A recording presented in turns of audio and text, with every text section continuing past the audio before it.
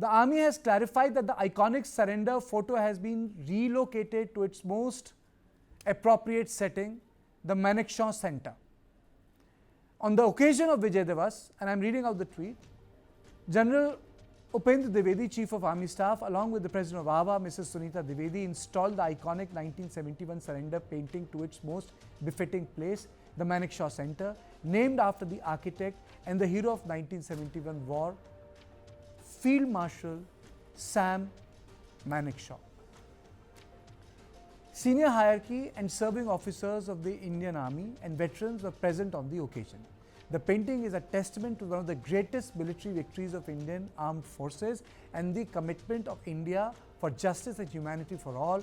Its placement at the Manekshaw Centre, New Delhi, will benefit a large audience due to substantial footfall of diverse audience and dignitaries from India and abroad at the venue. Now, before I decode the painting, what does it mean?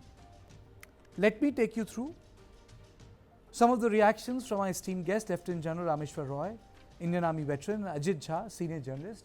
First, I'll go to General Roy. Your opening comments, sir, and Ajit, then to you. A minute each to both of you gentlemen. Then I'll take my guest through what we have deciphered through this new painting, and then we'll continue the conversation. Karthikeya, to start with, thanks a lot for getting me and my reaction on your show today.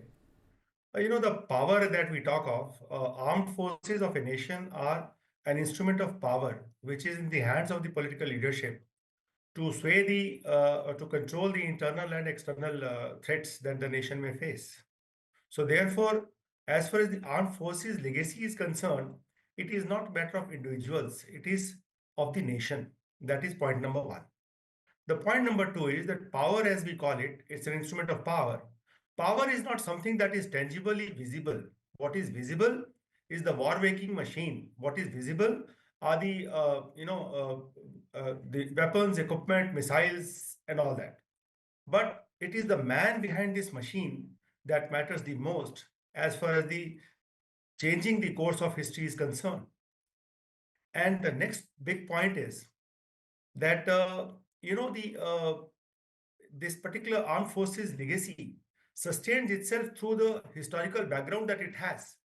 If we look at the legacy of the Indian Army itself, we may have fought under the British, but wherever on the globe Indian Army fought, it credited itself with glory, and we remember it until today. The basic fighting unit of the armed forces or the Indian Army is a battalion, and at battalion level, where the motivation comes from, is the Naam Namak Nishan. At a lowest level, a Jawan does not understand the nation or the larger picture of the strategic nature. As far as he is concerned, for him, the izzat of the battalion, the legacy and the motivation that he has carried through from the time that he joined the army until he retires, and even after that when he becomes a veteran, that is what matters to him the most. Therefore, without getting into the politics of it all, the 1971 war was the highest point that the Indian Armed Forces had ever achieved. Why Indian Armed Forces? Even okay, so 1 minute. I'll come to it. 1 minute, sir. So you have